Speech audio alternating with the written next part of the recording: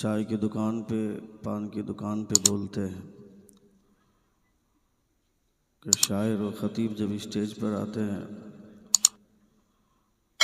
Mic वाले को बड़ी टॉर्चर करते हैं।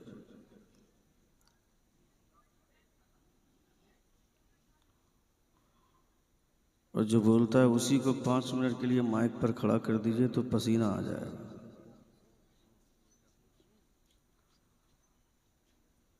माइक हल्का सा भी कहीं से डैमेज होता है तो हम लोगों को एहसास होता है, क्योंकि हम लोग रोज़ माइक से खेलते हैं। ये ऑर्केस्ट्रा नहीं है।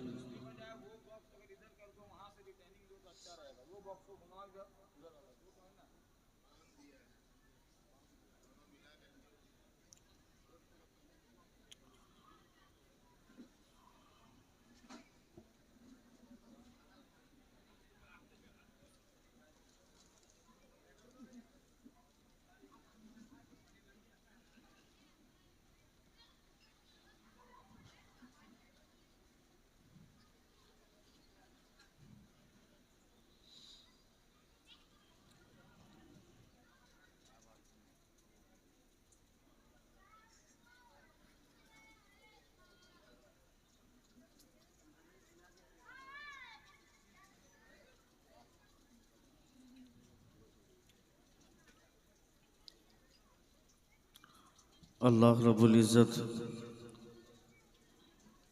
खुदाए वहदहू ला शरीक का शुक्र एहसान कि हम और आप हुजूर की महफिल में बैठकर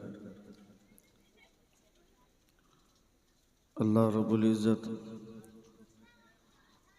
और उसके प्यारे रसूल सल्लल्लाहु तआला अलैहि वसल्लम का ज़िक्र मुलाहिज़ा कर रहे हैं।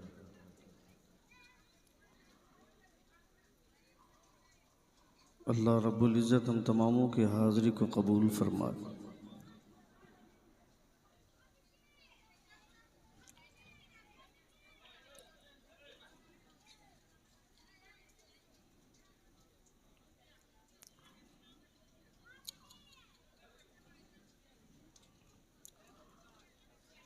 मुस्तफ़ा जान रहमत सल्लल्लाहु तआला अलैहि वसल्लम। इसको खोलिए, क्या साउंड जरा ठीक कीजिए आप।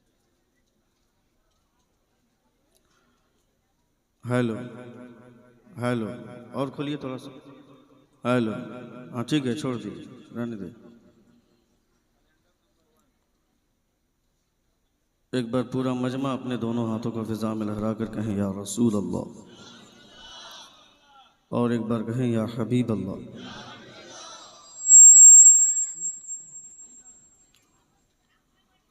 ये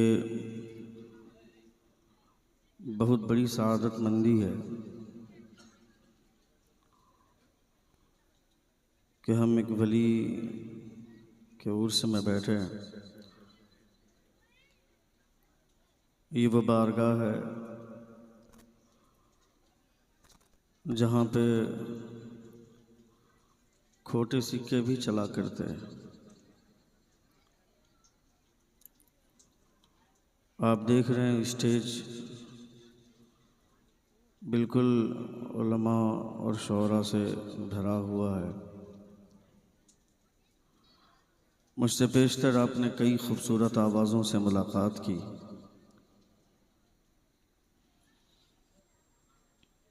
कई खूबसूरत चेहरों से आपने शनासाई हासिल की। हज़रत मौलाना जमशेद नातिक भागलपुरी, उनको आपने सुना। क़ारी ग़ुलाम मोहम्मद साहब फैज़ी, उन्हें मुलाहिज़ा फरमाया। और भी कई खूबसूरत आवाज़ें इस दरमियान में आपके रूबरू रहीं। अल्लाह रब्बुल इज़्ज़त तमामों की आवाज़ में मज़ीद चाशनी का जौहर अता फरमाए। मेरे बाद सुने, इधर इधर मेरी तरफ तवज्जो दें। मैं बहुत सारी जगहों पे बोलता हूँ,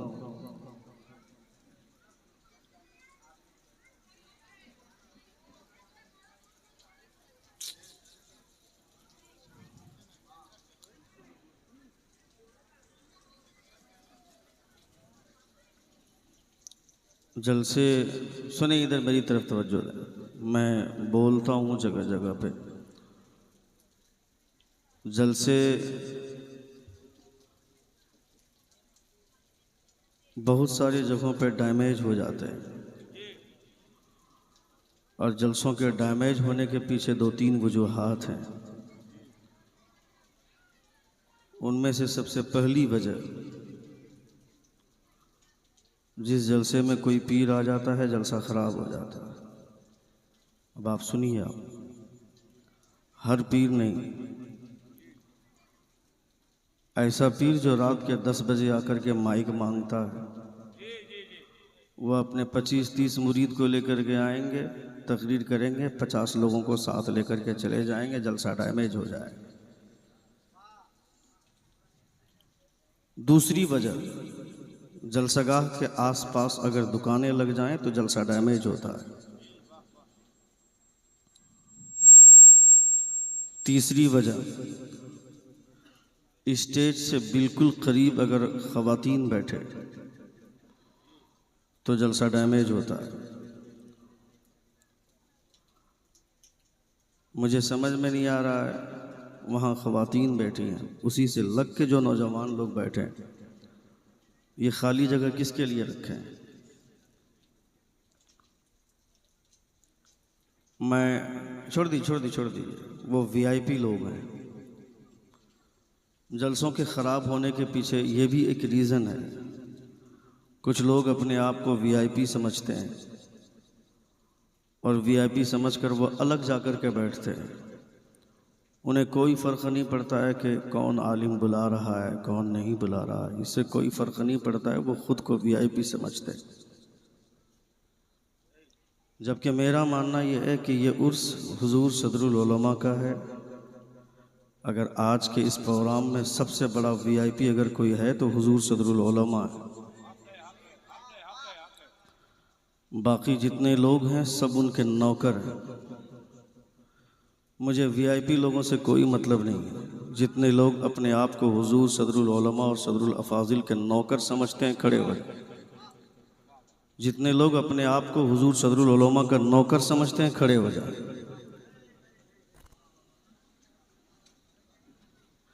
अहले स्टेज छोड़कर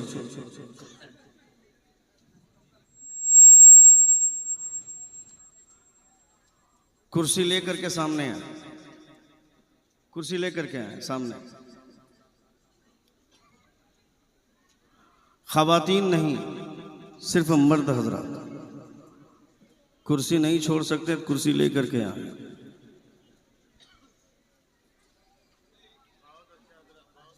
यहाँ पे खड़े हैं आप लोग, इधर सामने। नारे रिसालत उर्से सदरुल उलमा। ये भाई इज्जत नहीं घटेगी। हम लोग जब घर में बीवी बच्चों के शोर से परेशान होने लगते हैं तो हम लोग सोचते हैं कि जलसा क्यों नहीं आ रहा, और जलसे में भी आकर वही शोर सुनेंगे तो फायदा क्या है।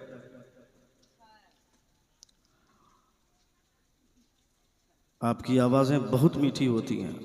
औरतों की आवाज़ में भी पर्दा है। औरतों की आवाज़ को भी बुलंद करने की ज़रूरत नहीं है। आपकी आवाज़ को भी पर्दा है। आपकी आवाज़ बहुत मीठी है, इसलिए पर्दा करने का हुक्म दिया गया है। लेकिन जलसागाह में अगर आप बोलिएगा तो इस आवाज़ से मकरूह आवाज़ दुनिया की कोई आवाज़ नहीं है। इसलिए अपनी आवाज़ को बंद रखें, सिर्फ आप सुने। आप चूँकि ये एक वली का उर्स है, यहाँ लोग अपना मुक़द्दर जगाने के लिए आते हैं, और आपका मुक़द्दर है कि सुबह शाम आप अपना मुक़द्दर जगाते रहते हैं। ये आप सबों का मुक़द्दर है। हमारे जुनैद भाई, अल्लाह रब्बुल इज़्ज़त ने इन्हें वो मलका अता फ़रमाया है, क़ुव्वत गोयाई के हवाले से इनको खुदा ने वो खूबसूरत महारत अता फ़रमाई है कि जिस स्टेज पर होते हैं बड़ी मेहनत करते हैं, बड़ी मशक्क़त उठाते हैं ये जलसे को कामयाब करने के पीछे। बोलने वाला शायर कहाँ से ताल्लुक़ रखता है इससे कोई मतलब नहीं है। बोलने वाला ख़तीब किस इलाके से मंसूब है कोई मतलब नहीं है। ये समझते हैं कि मुस्तफ़ा का ग़ुलाम माइक पर खड़ा है, उन्हें कामयाबी मिलनी चाहिए। इनकी कोशिश ये रहती है, वरना हालात आज के डेट में इतने बुरे हैं इस स्टेज के कि एक शायर नात पढ़ता रहता है तो पीछे दो शायर बैठकर बात करते रहते हैं, आज इसको फ्लॉप करना है। ये बेवकूफ़ लोगों का मकसद होता है। ख्याल रहे कि किसी के चाहने न चाहने से कोई कामयाब नहीं होता है। जिस पर बुज़ुर्गों की नज़र पड़ जाती है, खुदा उसे कामयाबी का आसमान अता फरमाता है। ये हुजूर की महफिल है।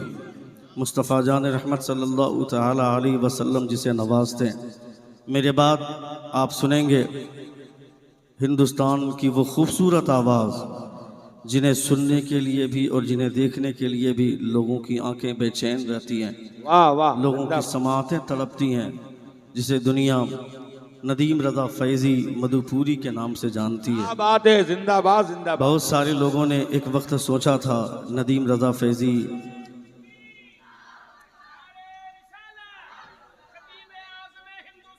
जिंदाबाद जिंदाबाद जिंदाबाद। बहुत सारे लोगों ने सोचा था कि नदीम फैज़ी की गाड़ी अब बंद हो गई, अब वो नहीं चल पाएगा, स्टेज पर दोबारा नहीं आ पाएगा। ऐसे ऐसे लोग जो उनके साथ बैठ कर के चाय पीते हैं, जो उनके साथ बैठ कर के नाश्ता करते थे, जो उनके साथ बैठ कर के खाना खाते थे, वो लोग बोलते थे कि उसको लोगों की बद्दुआ लग गई। 50,000 लोग मिल कर के बद्दुआ करें और माँ एक मर्तबा दुआ कर दे तो वह दुआ भारी पड़ जाए।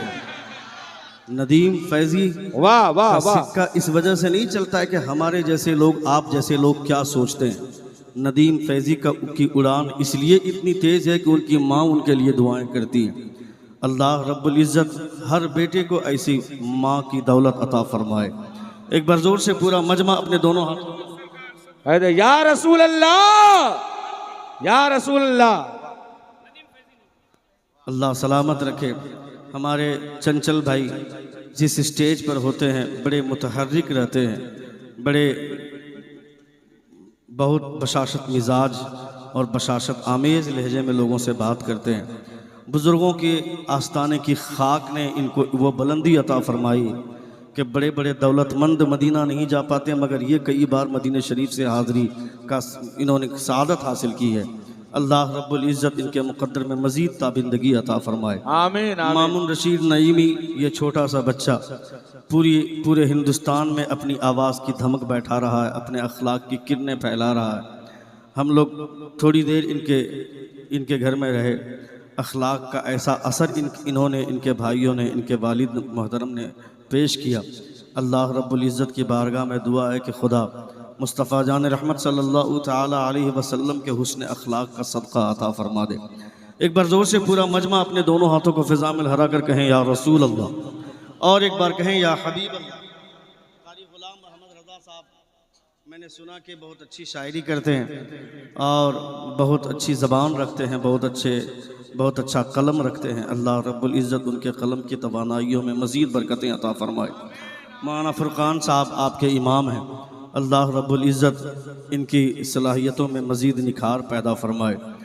बहुत अच्छे लोग हैं आप सब, बहुत अच्छी समात है आपकी। मैं नहीं जानता हूँ कि यहाँ के लोग किस तरह का खिताब सुनना पसंद करते हैं, कौन सा लहजा पसंद करते हैं, मुझे नहीं पता, मगर मैं इतना जानता हूँ कि जो हुजूर सदरुल अफाजिल अलैहि रहमतुर रिज़वान के मुरीद हैं, जो हुजूर फ़िदाए मिल्लत के चाहने वाले हैं, जो हुजूर सदरुल उलमा के आशिक़ हैं, जो इन बुज़ुर्गों के फैज़ याफ्ता लोग होते हैं, उन्हें स्टाइल और लहजे से कोई मतलब नहीं है। बातें मुस्तफ़ा की होनी चाहिए, बातें हुजूर के घर की होनी चाहिए। अल्लाह रब्बुल इज़्ज़त का बेपनाह करम है कि आपका ताल्लुक़ सुबह शाम सादात से रहता है। अभी हम लोग आ रहे थे गाड़ी में, हमारे जुनैद भाई बोल रहे थे कि साहब हम लोग तो सैयदों के ग़ुलाम हैं, सैयदों के कदमों की खाक ने हम लोगों को आसमान की बुलंदी अता फरमाई है। यकीनन हुजूर फरमाते हैं the best of the people. ए भाई साहब हेलो, दैट्स नॉट फेयर ना। Just I have started my speech. You didn't listen anything. In spite of that, you are going from here. That's not fair. ये बिल्कुल अच्छा नहीं। खिताब सबसे ज़्यादा ज़रूरी चीज़ है। तकरीर सुननी चाहिए। जब से प्रोग्राम शुरू हुआ है तब से आपने नात ख़ानी सुनी है। तकरीर कब सुनेंगे आप? हुजूर सदरुल उलमा नात ख़ान नहीं थे, मुक़र्रिर थे। हुजूर सदरुल अफाजिल नात खां नहीं थे, मुकर्रिर थे, खतीब थे। जिन बुजुर्गों का नाम लेते हैं, हुजूर आला हजरत कौन थे? हुजूर आला हजरत खतीब थे। हुजूर मुजाहिद मिल्लत खतीब थे। हजरत इमाम हुसैन की बात करते हैं, इमाम हुसैन खतीब थे। करबला में 40,000 के मजमे में इमाम हुसैन ने तकरीर की थी। तकरीर सुना था 40,000 लोगों ने, मगर उस तकरीर पे अमल किया था अकेला हजरत हुर ने। तकरीर सुनना चाहिए, तकरीर सुनना हर किसी के मुकद्दर में नहीं होता। अल्लाह रब्बुल इज्जत के प्यारे रसूल फरमाते हैं, हुजूर से बेहतर गुफ्तगू करने वाला कौन, हुजूर से अच्छी जबान रखने वाला कौन? मुस्तफा बोलते हैं तो अल्लाह रब्बुल इज्जत की गुफ्तगू होती है। बात है, जबान मुस्तफा की होती है, मगर गुफ्तगू खुदा की होती है। हुजूर फरमाते हैं, the best of the people are the Arabs, the best of the Arab are the Quraysh, the best of the Quraysh are the Banu Hashim, the best of the Banu Hashim is our family. Mustafa फरमाते हैं, दुनिया में सबसे अच्छे लोग अरब के लोग हुआ करते हैं, और अरब में सबसे अच्छे लोग कुरैश के लोग हुआ करते हैं, और कुरैश में सबसे अच्छे लोग बनु हाशिम के हुआ करते हैं, और बनु हाशिम में सबसे अच्छे लोग मेरी फैमिली के लोग हुआ करते हैं। नारे तकबीर, नारे रिसालत, उर्से सदरुल उलमा, खजानुल इरफान कॉन्फ्रेंस, दयारे फिदाए मिल्लत, अल्लामा शहाबुद्दीन सकाफी। जब तकरीर नहीं सुनेंगे आप, भाई साउंड साउंड आपने कम कर दिया, ये गलत बात है। नहीं, आपने कम किया। रोज हम लोग तकरीर ही माइक से ही खेलते हैं, हमको आप क्या सिखाओगे? एक बार जोर से कहें, पूरा मजमा हाथों को फिजा में लहरा कर कहें या रसूल अल्लाह, और एक बार कहें या हबीब अल्लाह। ये हुजूर की महफिल है। हज़रत इमाम कल्यूबी फरमाते हैं कि ज़बरदस्ती हुजूर की तारीफ किसी के सामने करने की ज़रूरत नहीं है। जब हुजूर की तारीफ करनी हो तो ऐसे लोगों के सामने हुजूर की तारीफ हो कि जब वो हुजूर का चर्चा सुने तो चेहरे पे मुस्कुराहट छा जाए, चेहरे पे तबस्सुम छा जाए। इतना बड़ा 22 किलो का सर लेकर के जबरदस्ती हुजूर की महफिल में बैठना और बैठ करके हुजूर की तारीफ सुनोगे तो तुम्हें कभी मजा नहीं आएगा। हुजूर की तारीफ जब सुनो तो चेहरे पे शादाबी होनी चाहिए, चेहरे पे ताजगी होनी चाहिए, दिल का दरीचा खुला हुआ होना चाहिए। यह तसव्वुर करना चाहिए कि मुस्तफ़ा जान रहमत की बात हो रही है। मेरी तकरीर के दरमियान में अगर 50 बार भी कोई कॉल कर दे, खबरदार फोन को रिसीव मत करना। बाद में तुमको कहेगा मैंने 25 मरतबा 50 मरतबा तुमको कॉल किया, तुमने रिसीव क्यों नहीं किया? उसे कह देना कि उस वक्त मैं मुस्तफ़ा की बातें सुन रहा था, उस वक्त मैं हुजूर की बातें सुन रहा था। दुनिया की तमाम बातें एक तरफ और मुस्तफ़ा की बातें एक तरफ, दुनिया की तमाम बातों पर मुस्तफ़ा की बातें भारी। नारे तकबीर, नारे रिसालत, जिक्र मुस्तफ़ा, उर्से सदरुल उलमा। ये मेरे हुजूर की बातें। जब रसूल वक़ार सल्लल्लाहु तआला अलैहि वसल्लम की बातें हो तो चेहरे पे शादाबी होनी चाहिए, चेहरा खुला हुआ होना चाहिए कि आमना के लाल की बातें हो रही हैं, मुस्तफ़ा जान रहमत सल्लल्लाहु तआला अलैहि वसल्लम के घर वालों की बात हो रही है। अभी आज से 10-12 दिन पहले जो अभी इंडिया गठबंधन का महान नेता के महान लीडर के रूप में उभरा है, जो अभी पार्लियामेंट में नेता प्रतिपक्ष के रूप में कुर्सी पर बैठा है, जिसको दुनिया राहुल गांधी के नाम से जानती है, वो राहुल गांधी बोलता है द सैक्रिफाइस ऑफ इमाम Hussain showed that truth is the strongest shield of humanity against his tyranny of injustice। वो बोलता है कि इमाम हुसैन की कुर्बानी जुल्म और ज़ियादती के खिलाफ हक और इंसाफ की बेहतरीन तलवार है। कौन है मेरा हुसैन? उसी हुसैन की औलादों के साए में तुम रहते हो, उसी हुसैन के खानदान वालों के साए में तुम रहते हो।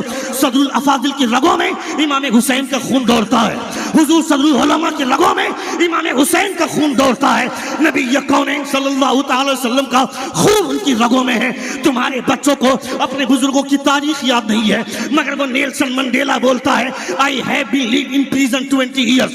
In the during of prison, I have been studied the history and the character of the इमाम हुसैन। वो बोलता है 20 साल तक जेल में रहा, जेल में रहने के दरमियान मैंने कोई कहानी की किताब नहीं पढ़ी, कोई लिटरेचर किताब नहीं पढ़ी, मैंने पढ़ा the history and the character of the इमाम हुसैन।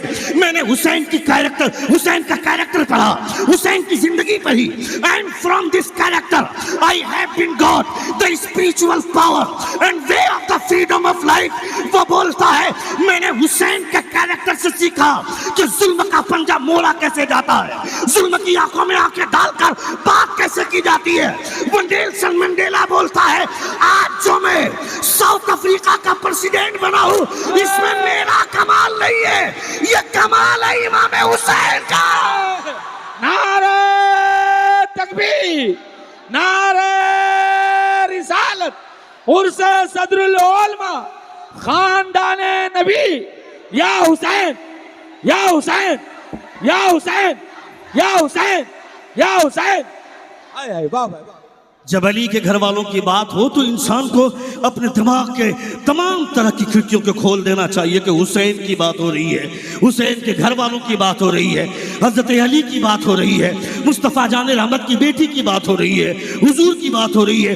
दुनिया के किसी भी आदमी को पूछो, हर वो आदमी जो हुजूर का कलमा पढ़ता है, खुदा का एहसान मानो कि अल्लाह रब्बुल इज़्ज़त ने आपका शुमार उम्मत इजाबत में किया। अगर आप उम्मत इनकार में होते तो आप क्या करते?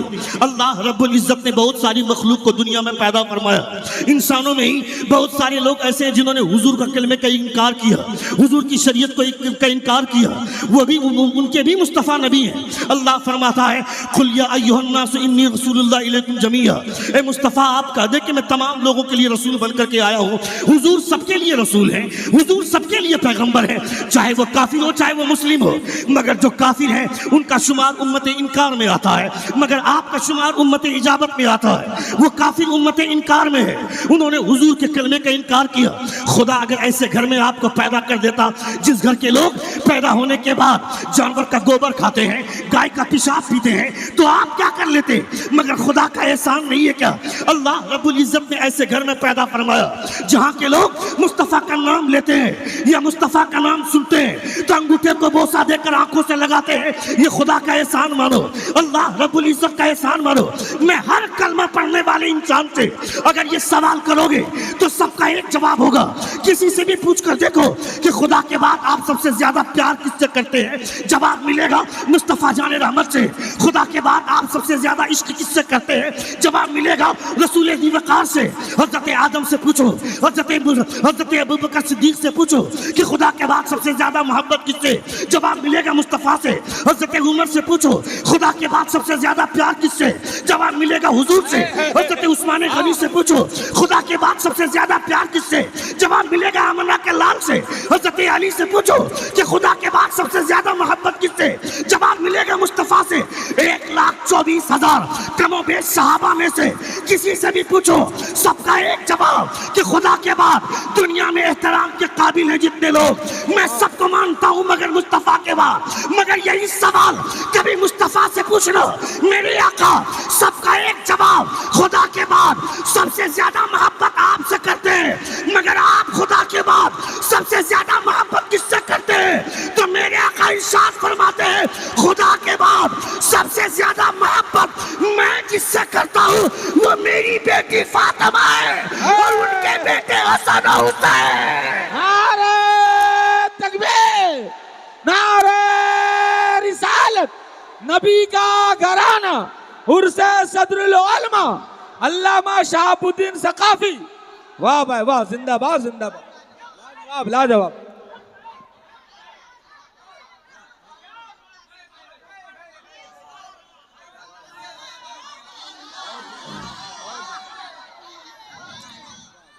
The best of the people are the Arabs. The best of the Arabs are the Quraysh. The best of the Quraysh are the Banu Hashim. The best of the Banu Hashim is our family. हुजूर फरमाते हैं कि दुनिया में सबसे अच्छे लोग अरब के लोग, अरब में सबसे अच्छे लोग कुरैश के लोग, कुरैश में सबसे अच्छे लोग बनु हाशिम के लोग, और बनु हाशिम में सबसे अच्छे लोग मेरी फैमिली के लोग हुआ करते हैं। ये आमना के लाल कहते हैं। मुस्तफ़ा जान रहमत सल्लल्लाहु ताला अलैहि वसल्लम का इरशाद गिरामी है।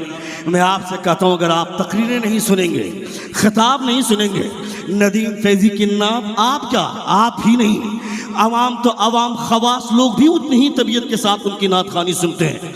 बड़ी बहुत बहुत बहुत अच्छी आवाज़ के मालिक हैं, बहुत हसीन लबो लहजे। सबसे बड़ी चीज़ है कि वो बाजारू अंदाज में नहीं, जैसे कि बाकी नात खानों को हम देखते हैं, माइक लेकर कभी इधर घूम गया, कभी इस कोने पे चला गया, कभी उस कोने पे चला गया, जैसे आज की तारीख में स्टेजों का हाल है।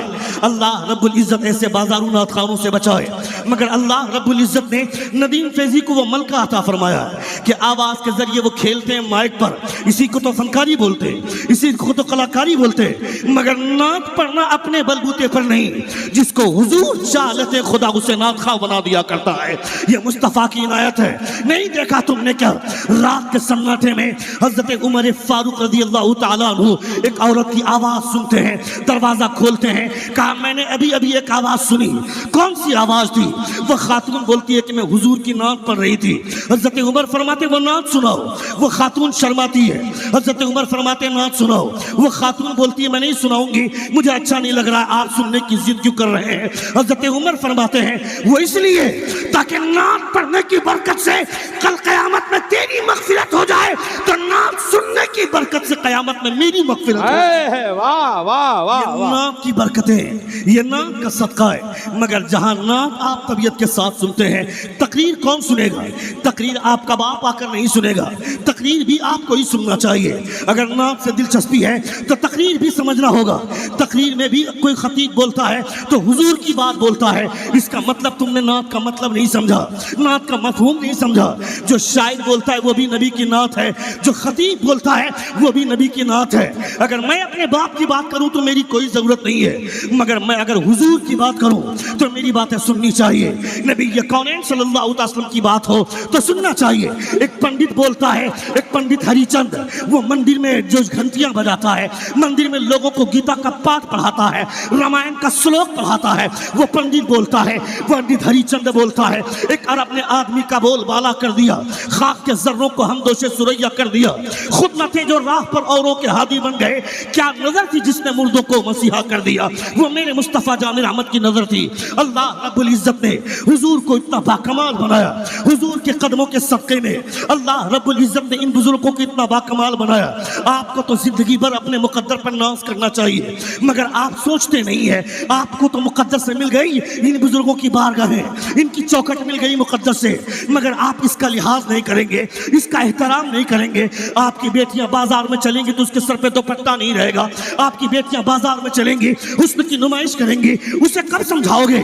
जिस सदरुल उलमा की बारगाह में रहते हो, उसी सदरुल उलमा की नानी जान हज़रत फातिमा ज़हरा रज़ियल्लाहु ताला अन्हा, उनकी बेटी सैयदा ज़ैनब, जब उनके सर से यजीदियों ने दुपट्टा छीना था, हज़रत सैयदा ज़ैनब ने अपनी तमाम जुल्फों को अपने चेहरे पे डाल लिया, इस ख्याल से ताकि किसी यजीदी कुत्ते की निगाह मेरे चेहरे पर न पड़े। इसे पर्दादारी बोलते हैं, इसे हयादारी बोलते हैं। मगर तेरी बेटी बाजार पे चलेगी, बाप को भी अच्छा लगता है, भाई को भी अच्छा लगता है, शौहर को भी अच्छा लगता है। वलीमे में तेरी बीवी जाएगी, अपने हुस्न की नुमाइश करेगी, तेरी बहन जाएगी, हुस्न की नुमाइश करेगी। मैं कहता हूँ ये जलसा है ना, हुजूर सल्लल्लाहु अलैहि वसल्लम का उर्स है।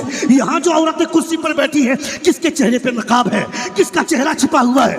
कौन नकाब पहन के आई है? क्यों बुर्का पहन के नहीं आई है? मैं कहता हूँ मुस्तफ़ा का कलमा पढ़ने वाली है, तुम्हें अपना हुस्न दिखाने की जरूरत क्या है? फ्रंट में बैठ करके अपने चेहरे को दिखाने की जरूरत क्या है? तुम्हें नकाब पहनना चाहिए। तुमने नहीं देखा क्या वो ईसाई लड़की रोजाना ऑफिस जाती है जॉब करने के लिए, रोजाना चौराहे पर आवारा लड़के छेड़ते हैं। वाह क्या चेहरा है, वाह क्या जुल्फे हैं, वाह क्या माल है। उसकी एक सहेली मुसलमान नाम की फातिमा नाम की लड़की, मुसलमान लड़की है, उसकी एक सहेली है, उसको आकर बोलती है मेरी तबीयत नहीं चाहती है कि मैं जॉब करूं। कहा किस बात के लिए? कहा रोजाना चौराहे पर आवारा लड़के खड़े रहते हैं, मुझे छेड़ते हैं, मेरी बूढ़ी माँ है, उसकी किफालत की जिम्मेदारी है, मेरे दो छोटे छोटे भाई हैं, उनको पेट भरने की जिम्मेदारी है, वरना मेरी तबीयत नहीं चाहती कि जॉब करूं। कहा हुआ क्या है? कहा रोजाना आवारा लड़के मुझे छेड़ते हैं, कभी टांगों की बात करते हैं, कभी जुल्फों की बात करते हैं, कभी चेहरे की बात करते हैं। वो फातिमा नाम की लड़की, उसने कहा परेशान मत हो, अपना बुर्का दे दिया, कहा ये बुर्का पहनकर कल जाना। वो ईसाई लड़की है, फातिमा नाम की लड़की का बुर्का पहनकर जाती है, वही चौराहा है, वही लड़की है, वही आवारा लड़के हैं। जब ये लड़की चौक पर पहुंचती है, वो आवारा लड़के बोलते हैं रास्ता दे दो, किसी इज्जतदार घराने की खातून जा रही है। नारे तकबीर, नारे रिसालत, मज़हबे इस्लाम, नबी का घराना, उर्से सदरुल उलमा, वाह वाह वाह। रास्ता दे दो। किसी इज्जतदार घराने की खातून जा रही है, वो लड़की गई अपना जॉब अपनी ड्यूटी कंप्लीट करके वापस लौटी, अपने दोनों छोटे भाइयों से वह भाइयों के जरिए बुर्का वापस भेज दी। दूसरे दिन का सूरज तुलू होता है, सुबह की सफेदी नमदार होती है, ऑफिस जाने का टाइम आता है। इधर नहीं तवज्जो दे, ऑफिस जाने का टाइम होता है। दरवाजे पर दस्तक दिया, फातिमा ने दरवाजा खोला। दरवाजा खोलते ही फातिमा बोलती है, नकाब चाहिए, बुर्का चाहिए, टेबल पे रखा हुआ है, ले लो। वो ईसाई लड़की बोलती है, आज नकाब लेने नहीं आई हो, बल्कि जिस नबी ने नकाब पहनने का हुक्म दिया है उनका कलमा लेने आई हो। नारे तकबीर, नारे रिसालत, मजहब इस्लाम, पैगंबर इस्लाम, तालीमात इस्लाम, उर्से सदरुल उलमा, खजाइनुल इरफान कॉन्फ्रेंस, अल्लामा शहाबुद्दीन सकाफी। उनका नकाब नहीं बल्कि उनका कलमा लेने आई हो। वह ईसाई लड़की बोलती है, मेरी बातों को बुरा नहीं मानिएगा, अगर आप बुरा मानेंगे तो क्या लगता है कि मैं आपको यहाँ बैठ करके माफ़ी मांगूंगा? इसकी कोई ज़रूरत नहीं है। मैं क्यों माफ़ी मांगूंगा? मैंने कोई गलत बात कही ही नहीं है। मैंने अगर कोई गलती की होती तो मैं अगर गलती कर भी जाऊँ तो मैं माफ़ी तुमसे क्यों, माफ़ी मुस्तफ़ा से मांगूंगा, अल्लाह रब्बुल इज़्ज़त से मांगूंगा। मुझे हक बोलने में कोई घबराहट नहीं होती है। मुझे कोई फ़र्क नहीं पड़ता कि आपको तकलीफ होती है या आप बुरा मानते हैं, उससे कोई फर्क नहीं पड़ता है।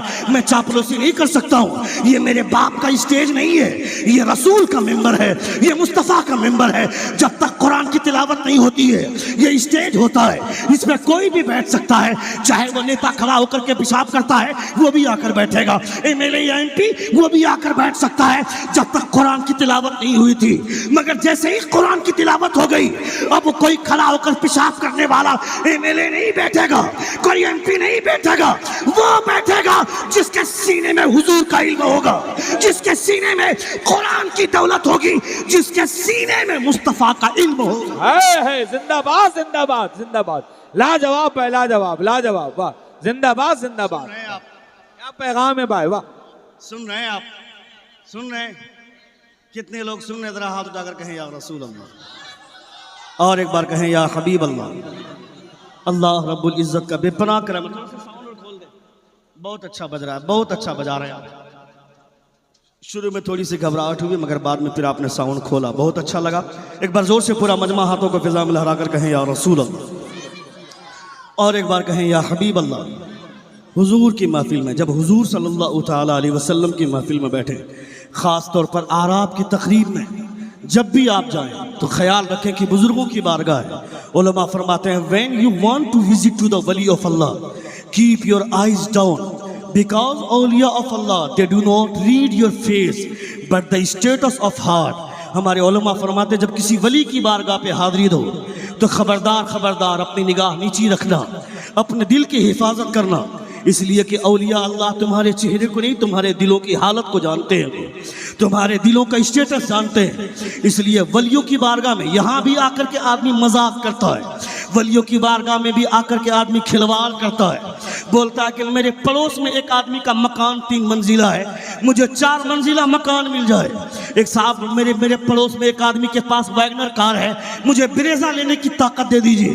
जिन बुजुर्गों ने दौलत को लात मार कर ये मकाम हासिल किया है, चाहते तो आले पैमाने के साथ, शानबान के साथ, बड़े ठाट बाट के साथ मुरादाबाद में रह सकते थे, मगर दुबराजपुर में जिस इलाके को कोई नहीं जानता था, यहाँ आकर बसने की क्या जरूरत थी?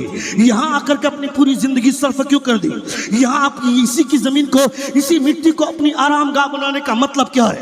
दुबराजपुर ये वो धरती है जिस धरती का पूरा हिंदुस्तान जानता है। किस वजह से? यहाँ की बिल्डिंग की वजह से नहीं, यहाँ के हाईवे की वजह से नहीं, यहाँ की खूबसूरती की वजह से नहीं, यहाँ की माइंस वाली जमीन की वजह से नहीं, कोयले की वजह से तुमको नहीं पहचाना जाता है, तुम्हारे हाईवे की वजह से तुमको नहीं पहचाना जाता है, तुम्हारी बिल्डिंग की खूबसूरती की वजह से नहीं, तुम्हें इसलिए पहचाना जाता है कि फातिमा का खून यहाँ लेटा हुआ है, तुम्हें इसलिए पहचाना जाता है कि अली का खून यहाँ आराम कर रहा है। वाह वाह वाह, अली का खून यहाँ आराम कर रहा है।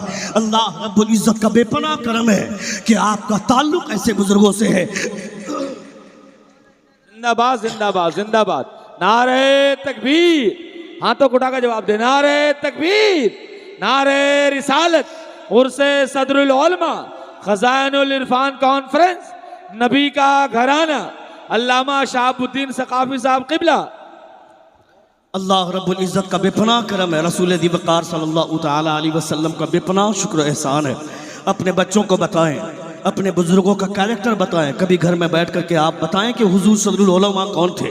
अगर बाहर से कोई आदमी आ जाए, दुबराजपुर की शोहरत है, दुबराजपुर का एक नाम है, इस्लामपुर का एक नाम है, इसका एक वक़ार है। बाहर से कोई आदमी विजिट करने के लिए आ जाए और आपके किसी भी मोहल्ले के किसी भी नौजवान को खड़ा करके पूछ दे कि हुजूर सदरुल अफाजिल कौन थे, हुजूर सदरुल उलमा कौन थे, तो वो बच्चा खड़ा होकर के कहेगा कि मुझे नहीं मालूम, मैं मूर्ख आदमी हूँ, चलिए मौलाना साहब से मिलाते हैं। मैं कहता हूँ बेवकूफ़, अगर सारी बातें मौलाना ही बताएंगे तो 25 साल से तुम तकरीरों में क्या सुन रहे थे? 25 साल से तकरीरें हो रही हैं, हर साल मुक़र्रिर तकरीर करता है, हर साल खतीब खिताब करता है और हर साल हुजूर सदरुल अफाजिल पे बात होती है, हुजूर सदरुल उलमा पे बात होती है। इसका मतलब है कि तुम तकरीरें इस कान से सुनते हो। बोलूं बोलूं अभी 5-10 मिनट बोलूं? कितने लोग सुन रहे, जरा हाथ उठा कर कहें। एक बार जोर से कहें या रसूल अल्लाह, और एक बार कहें या हबीब अल्लाह। अल्लाह फरमाता वज़कुर रब्बका फी नफ्सिक तदर्रुअन व खीफा वदूनल जहरी मिनल क़व्ली बिल गुदुव्वी वल आसाल। अपने रब को याद करो। खुदा को याद करने के लिए कोई ज़रूरी नहीं कि 25,000 का साउंड सिस्टम हो, 40,000 का पिंडाल और शामियाना हो, 30,000 रुपये की लाइटिंग हो, कोई ज़रूरी नहीं है। खुदा को याद करने के लिए अपने घर के कोने में, एक कोने में बैठ जाओ। हुजूर को याद करने के लिए अपने घर में महफिल सजाओ। तुम हो, तुम्हारी बीवी है, तुम्हारे छोटे छोटे 2 बच्चे हैं, उन बच्चों के सामने तुम मुक़र्रिर बन जाओ, तुम खतीब बन जाओ। बताओ हज़रत फ़ातिमा कौन थी, बताओ हज़रत ज़ैनब कौन थी, बताओ मुस्तफ़ा जान रहमत का कैरेक्टर क्या है। क्यों तुम्हारा बेटा खड़ा होकर पेशाब करता है? क्यों तुम्हारा बेटा चौराहे पर बैठकर पबजी और फ्री फायर खेलता है? क्यों तुम्हारा बेटा अपनी जिंदगी जुआ के अड्डे पर बैठकर बर्बाद कर रहा है? अभी IPL का सीजन खत्म हुआ, उसके बाद 2020 का वर्ल्ड कप खत्म हुआ। सारे नौजवानों को हमने देखा चौराहे पर बैठ करके, चौराहे पर खड़ा होकर के ड्रीम 11 में टीम बनाता है, बोलता है तुमने किसको लिया, तुमने कप्तान किसको बनाया, तुमने किस खिलाड़ी को चुना। सब ये सोचते हैं कि करोड़ रुपए की मेरा नंबर आ जाएगा, मैं करोड़पति बन जाऊंगा, अरबपति बन जाऊंगा। ए जाहिल, वो जो ड्रीम 11 से पैसे आएंगे वो पैसे तेरे बाप के हैं क्या? वो पैसे हराम के हैं। वो पैसा तेरा बेटा खाएगा तो तेरा बेटा तुझे कल्लाम नहीं मारेगा तो क्या तुझे सर पे बिठाएगा? अपने बेटे के पेट में हराम का लुकमा डालेगा, वो बेटा कभी बाअदब नहीं बनेगा, वो बेटा बेअदब बनेगा। अपने बेटों को बर्बाद कर दिया। अभी तुमने देखा ना, अभी एक गेम चालू हुआ, एविएटर गेम, अभी एविएटर गेम, यानी जब मोबाइल खोलो तो किसी न किसी जुए का प्रचार हो रहा है। अभी रिसेंट में एक प्रचार बड़ी जोरों शोर से चला आ रहा है, एविएटर गेम का प्रचार, कि वो अनिल अंबानी जिसकी शादी हुई, वो शादी में 40,000 करोड़ उस जालिम ने खर्च किया। गरीबों को रिचार्ज उसने बढ़ा दिया और बोलता है कि मैं अपनी शादी के मौके पर 1 अरब रुपया भारत के लोगों को दान करना चाहता हूँ। ए जालिम, तू क्या दान करेगा? 40,000 करोड़ खर्च करके रिचार्ज बढ़ा दिया। गरीबों के पैसे पे ऐश करता है, गरीबों के पैसे पे अय्याशी करता है, कहता है 1 अरब रुपया मैं दान करना चाहता हूँ। तू कौन होता है दान करने वाला? तू कौन होता है देने वाला? देने वाला कौन है? बरेली के ताजदार से पूछ कि कौन देता है? देने को वो चाहिए, देने वाला है सच्चा हमारा। नारे तकबीर।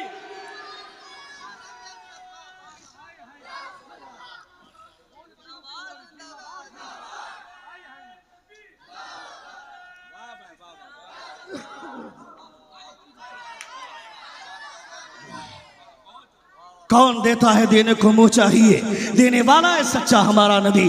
तू कौन देने वाला है? मेरे करीम से अगर कतरा किसी ने मांगा, दरिया बहा दिए हैं, दुर्बे बहा दिए हैं, वो मेरे हुजूर की ज़ात है। वहाँ दामन छोटा पड़ जाता है, मगर देने वाला नजर आए ना आए, देने वाला इतना दे देता है कि लेने वालों का दामन छोटा पड़ जाता है। वो मेरे हुजूर की ज़ात है, वो मुस्तफ़ा जान रहमत की ज़ात है। तूने गरीबों के पैसे पर अय्याशी की। मैं कहता हूँ कमाल की बात तब होती कि तेरी शादी में गरीब भी आते, तेरी शादी में सिर्फ अरबपति लोग हैं, तेरी शादी में करोड़पति हैं, तेरी शादी में बॉलीवुड के स्टार हैं, तेरी शादी में वो क्रिकेटर हैं, तेरी शादी में गरीब कहाँ दिखा? तेरी शादी में झोपड़पट्टी में रहने वाले लोग कहाँ दिखे? शादी करनी हो तो ऐसी शादी कर जिसमें गरीब भी दिखे, अमीर भी दिखे। यानी इसी मौके से, इसी मौके को देखते हुए नबी यकौनैन ने कहा था, यानी आने वाले दौर में अमीर लोग अपनी इमारत पर नाज करेंगे, अपने अपने दौलत पर नाज करेंगे। इसीलिए हुजूर ने फरमाया था कि अगर कोई गरीब है तो गरीबी की वजह से अगर परेशान हो रहा है तो मुस्तफा फरमाते हैं खबरदार घबराना नहीं। हुजूर फरमाते हैं कल कयामत के मैदान में अमीर हिसाब देता रह जाएगा और अमीरों से 500 बरस पहले गरीब मेरे साथ जन्नत में चला जाएगा। वाह वाह वाह, जिंदाबाद जिंदाबाद भाई। ये हुजूर फरमाते हैं अमीरों से 500 बरस पहले गरीब मेरे साथ जन्नत में चला जाएगा। ये मुस्तफ़ा फरमाते हैं। कौन गरीब? भांग खाने वाला गरीब नहीं, चरस पीने वाला गरीब नहीं, गांजा पीने वाला गरीब नहीं, बीड़ी में गांजा घुसेड़ कर बीड़ी पीने वाला गरीब नहीं, लूडो खेलने वाला गरीब नहीं, जूपी पर लूडो खेलने वाला गरीब नहीं। ऐसा गरीब जो सूखी रोटियां खाकर गुजारा कर लेता हो मगर कभी हुजूर की सुन्नत को कत्ल करना गवारा नहीं करता हो, ऐसा गरीब। सुन रहे हैं आप? बातें अच्छी लग रही हैं? एक बार पूरा मजमा अपने दोनों हाथों को फिजा में लहरा कर कहें या रसूल अल्लाह, और एक बार कहें या हबीब अल्लाह। अल्लाह रब्बुल इज्जत का बेपनाह करम है कि रसूल दी वक़ार सल्लल्लाहु तआला अलैहि वसल्लम की महफिल में बैठकर आप हुजूर की बातें सुन रहे हैं। अपने बच्चों को मुस्तफ़ा का दीन समझाना बहुत ज़रूरी है, अपने बच्चों को हुजूर का कैरेक्टर बताना ज़रूरी है, अपने बुजुर्गों की तारीख बताना बहुत ज़रूरी है। वरना आने वाला दौर इतना संगीन आ रहा है कि आपका बेटा आपको पहचानेगा नहीं। जो 24 मरतबा जो पीर साहब की बारगाह में जाते हैं कि हजरत एक तावीज़ दे दीजिए मेरा बेटा फरमाबरदार बन जाए, मेरा बेटा मुझसे ऊंची आवाज़ में बात करता है, अपनी माँ को गाली देता है, अभी पीर साहब का तलबा समझ में आ रहा है, अभी पीर साहब के बारगाह में जाकर तावीज़ के लिए चक्कर लगाता है। मगर पीर साहब 50 मरतबा तुमको बोलते तो अपने बच्चों को मदरसे में भेजो, अपने बच्चों को जामिया नईमिया में दाखिल करवाओ ताकि तुम्हारा बच्चा दीन सीखे, तुम्हारा बच्चा मुस्तफ़ा का इल्म हासिल करे, हुजूर की शरीयत का कानून समझे। मगर तुमने अपने बच्चों को दाखिल नहीं कराया, अपने बच्चों को एडमिशन नहीं दिलाया, अपने बच्चों को पढ़ाया नहीं। मेरा बेटा डॉक्टर बनेगा, इंजीनियर बनेगा, प्रोफेसर बनेगा। अब तो मौलवियों की भी यही ख्वाहिश हो गई, अब मौलवी लोग भी अपने बच्चों को नहीं पढ़ाना चाहते हैं। मौलवी का बच्चा भी इंग्लिश मीडियम में पढ़ेगा, पीर साहब का बेटा भी इंग्लिश मीडियम में पढ़ेगा। यानी उसके दिमाग में भी ये बात बैठ गई मेरा बेटा डॉक्टर बनेगा, इंजीनियर बनेगा, प्रोफेसर बनेगा। तो हुजूर का दीन कौन संभालेगा? हुजूर की शरीयत का पाठ लोगों तक कौन समझाएगा? अगर मौलवी भी यही समझने लगेगा कि मेरा बेटा डॉक्टर बन जाएगा, मेरा बेटा इंजीनियर बन जाएगा, डॉक्टर बनाओ, इंजीनियर बनाओ, प्रोफेसर बनाओ, सब कुछ बनाओ, मगर डॉक्टर बनाने से पहले उसे इतना इल्म होना चाहिए कि जब वो इंग्लिश बोले तो इंग्लिश बोलते बोलते अगर कोई इंग्लिश में हुजूर के दीन के खिलाफ बोल रहा हो तो इंग्लिश के जरिए वो उसका जवाब दे सके। अभी टीवी चैनल पर बैठकर मुर्गों की लड़ाई हो रही है ना, अब ये मीडिया वाले कब पिंजरे के अंदर दाखिल हो गए, अब ये पिंजरे मीडिया वाले बिलों के अंदर घुस गए हैं। चूंकि इंडिया गठबंधन के जरिए जब भारत के लोगों ने उसका गुरूर तोड़ा, 400 पार का नारा लगाकर यह कह रहा था कि हम भी सबसे बड़े हीरो हैं। खबरदार खबरदार, मुसलमान थोड़ा सा जाग जाए तो हिंदुस्तान का नक्शा बदल दे। मुसलमान पूरा जाग जाएगा तो सोचो पूरी दुनिया का नक्शा बदल सकता। वाह वाह वाह, जिंदाबाद जिंदाबाद, जोर से बोले, सुभान अल्लाह, जोर से बोले, जोर से बोले। एक बार पूरा मजमा हाथों को फिजा में लहरा कर कहें या रसूल अल्लाह, और एक बार कहें या हबीब अल्लाह। मगर मुसलमान गौर करेगा तब ना, मुसलमान सोचेगा तब ना, मुसलमान समझेगा तब ना। मुसलमान दूसरे नेताओं की कुर्सी सीधी करेगा, उसके लिए दरी बिछाएगा। यानी ये हमारी औकात रह गई। नेताओं के इलेक्शन का टाइम हो गया, कुत्ते की तरह उसके पीछे मुसलमानों को नौजवान भागने लगा। 1 लीटर पेट्रोल के चक्कर में कुत्ता बन गया मेरा नौजवान, जो मजमे में बैठ करके नारे तकबीर नारे रिसालत बोलता है, जो आलिमों के बीच में बैठ करके बातें करता है। इलेक्शन का टाइम आता है तो वो भी कुत्ता बन जाता है। वो भी इलेक्शन के टाइम में 1 लीटर क्रिकेटर अपनी गाड़ी में पेट्रोल डलवाने के चक्कर में दिन भर नेताओं का चक्कर लगाता है और कहता है कि वो मेरा लीडर है और वो मेरा लीडर है। बेवकूफ, दुनिया की हर पार्टी और हर लीडर तुम्हें बर्बाद करना चाहता है, तुम्हारा इस्तेहसाल करना चाहता है। तुम्हें 1000 रुपया दे करके, तुम्हें 500 रुपया दे करके तुम्हारा इस्तेहसाल किया जा रहा है, तुम्हें खरीदा जा रहा है। तुमने नहीं देखा क्या, रमजान के महीने में इफ्तार की पार्टी दे दिया, 2-4 केला 2-4 पकोड़े के चक्कर में नेता के पीछे भागता है। उस नेता को बता, रोजा हमने रखा है अपने खुदा के लिए। जब खुदा ने सहरी का इंतजाम किया है तो वही खुदा मेरे लिए इफ्तार का भी इंतजाम कर। नारे तकबीर, नारे रिसालत, मजहब इस्लाम, पैगंबर इस्लाम, उर्से सदरुल उलमा, खजानुल इरफान कॉन्फ्रेंस, फैजाने हुजूर फिदाए मिल्लत अल्लामा शहाबुद्दीन सकाफी इफ्तार की पार्टी देकर के मुझे खरीदना चाहता है। तू मुझे खरीद सकता है, दुनिया के लोग तुम्हें खरीदना चाहते हैं। कोई तुम्हारे हक की बात नहीं करता है, कोई तुम्हारे पावर की बात नहीं करता है, तुम्हारे इख्तियार की बात कोई नहीं करता है, तुम्हारे इख्तियार की बात कोई नहीं करता है। हर कोई तुम्हें इस्तेहसाल कर रहा है, तुम्हारी कमजोरी को खरीद कर वो तुम्हें अपना गुलाम बनाना चाहता है। खुदा सलामत रखे हैदराबाद के उस शेर को जिसे असदुद्दीन ओवैसी बोलते हैं। 345 पार्लियामेंट के एमपीज के बीच में अगर कोई बोलता है तो अकेला वो हैदराबाद का शेर बोलता है। मैं कहता हूं वो आलिम नहीं है, मौलवी नहीं है, आलिमों के साथ चंद दिन बैठा है तो उनकी जबान का ये आलम है। 2-4 उलमा पहुंच जाए तो हमारा मुकाबला कौन करेगा? क्या बात है, वाह वाह वाह वाह वाह।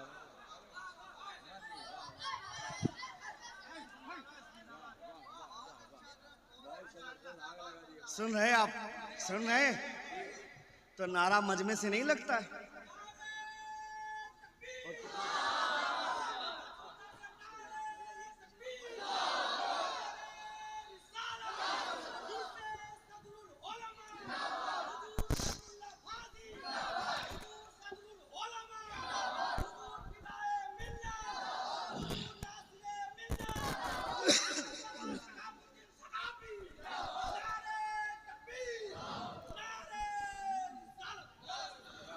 Allah has created some people to serve its creature. People go to them and solve their problem and get peace away from punishment of Allah. ये बुजुर्गों के मज़ारात ये ऐसी बारगाहें हैं कि जब इंसान परेशान हो जाता है, जब इंसान दुखी हो जाता है, उस परेशानी भरे माहौल में किसी वली की बारगाह पे हाज़री दी जाती है, उनकी चौखट को पकड़कर एक मर्तबा गिड़गिड़ा देता है। जब उस वली की निगाहें करम हो जाती है, चुटकियों में उसकी तमाम परेशानियां दूर हो जाती हैं। ये इन बुजुर्गों की खाक का असर है, ये इन बुजुर्गों की तुरबत के, इन बुजुर्गों के मज़ारात की खाक का असर है। इसलिए मैं कहना चाहता हूँ, अपने बच्चों को औलिया अल्लाह की फजीलत की बातें भी बताओ, अपने बच्चों को दीन की अजमत बताओ, अपने बच्चों को बताओ कि हुजूर का दीन क्या कहता है, हुजूर की शरीयत क्या कहती है। वरना आने वाले दिनों में तुम्हारे बच्चे सिर्फ नाम के मुसलमान रह जाएंगे। हमारा बच्चा कभी देखा नहीं अपने समाज में मुसलमानों का बच्चा शराब नहीं पीता है क्या, मुसलमानों का बच्चा जुआ नहीं खेलता है क्या, मुसलमानों का बच्चा ज़िनाकारी नहीं करता है क्या, मुसलमानों का बच्चा लौंडियाबाजी नहीं करता है क्या, मुसलमानों का बच्चा चौराहे पे खड़ा होकर आवारागर्दी का मुजाहरा नहीं करता है क्या। कल मुसलमानों की बस्तियों की पहचान थी, जिस गली से गुजर जाओ मुसलमानों में कुरान की तिलावतों की आवाज़, नात पढ़ते हुए बच्चे, वो बच्चे जिनके सरों पे टोपियाँ है, नौजवानों के चेहरे पे दाढ़ी है, मुसलमान औरतों की, उस मुसलमान औरतों का चेहरा देखने के लिए लोगों की निगाह तरसती थी। मगर आज के डेट में मुसलमानों की बस्ती की पहचान, जिस मोहल्ले में नौजवान बच्चे कैरम बोर्ड खेलते हुए दिख जाए समझ लेना मुसलमान की बस्ती है, लूडो खेलते हुए दिख जाए समझ लेना मुसलमान की बस्ती है, चौराहे पर रात के 12 बजे तक अड्डाबाजी करें समझ लेना मुसलमान की बस्ती है। मुसलमानों की औरतें अपने घर के मेन दरवाजे पर बैठकर, एक औरत बैठी हुई है, उसके पीछे 4 औरत बैठकर उसके बाल से जूं चुन रही है, समझ लेना मुसलमान की बस्ती है। ये घिनौनी तारीख आज हमारी हो गई है। कल जिसकी एक झलक पाने के लिए लोगों की निगाहें तरसती थी, मुसलमानों ने अपनी तहजीब खराब कर दी, अपनी आज़ादी का गलत इस्तेमाल करके मुसलमानों अपनी अपनी पहचान खो दी। मैं कहता हूँ ये बातें कौन बताएगा?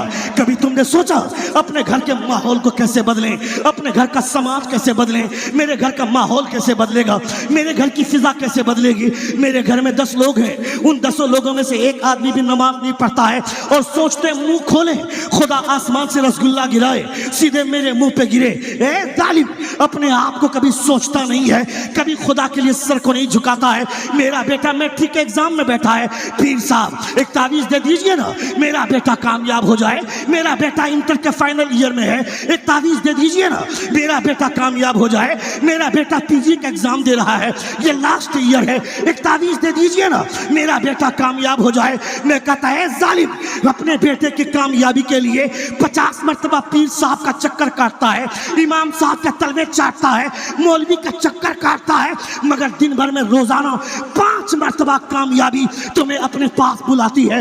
हय्या अलस सलाह, आओ नमाज की तरफ, हय्या अलल फलाह, आओ कामयाबी की तरफ, मगर कान में रुई डालकर सोया रहता है। मैं कहता हूँ खबरदार खबरदार, किसी के पास जाने की जरूरत नहीं है। मुअज्जिन की आजान सुनकर अपने बच्चों को और खुद को भी मस्जिद में ला और अपने सर को सजदे में झुका। तू यहाँ सर को सजदे में झुकाएगा, खुदा तेरे बेटे को अव्वल नंबर की कामयाबी देकर घर दे। नारे तकबीर, नारे रिसालत, उर्से सदरुल उलमा, खजानुल इरफान कॉन्फ्रेंस, फैजाने हुजूर फिदाए मिल्लत। अल्लाह रब्बुल इज़्ज़त का बेपनाह करम है, बेपनाह एहसान है। बहुत अच्छा आप लोगों ने सुना, बहुत अच्छी समाअत आपकी रही। अल्लाह रब्बुल इज़्ज़त आपके जज्बात को सलामत रखे, आपके एहसासात को सलामत रखे। इंशाअल्लाह ताला फिर कभी ज़िंदगी ने वफ़ा की तो गुफ्तगू होगी। अस्तग़फिरुल्लाह रब्बी मिन कुल्लि ज़म्बिन व अतूबु इलैह। ज़ोर से कलमे शहादत पढ़िए, अशहदु अल्ला इलाहा इल्लल्लाह व अशहदु अन्ना मुहम्मदन अब्दुहु व रसूलुहु। अस्सलामु अलैकुम।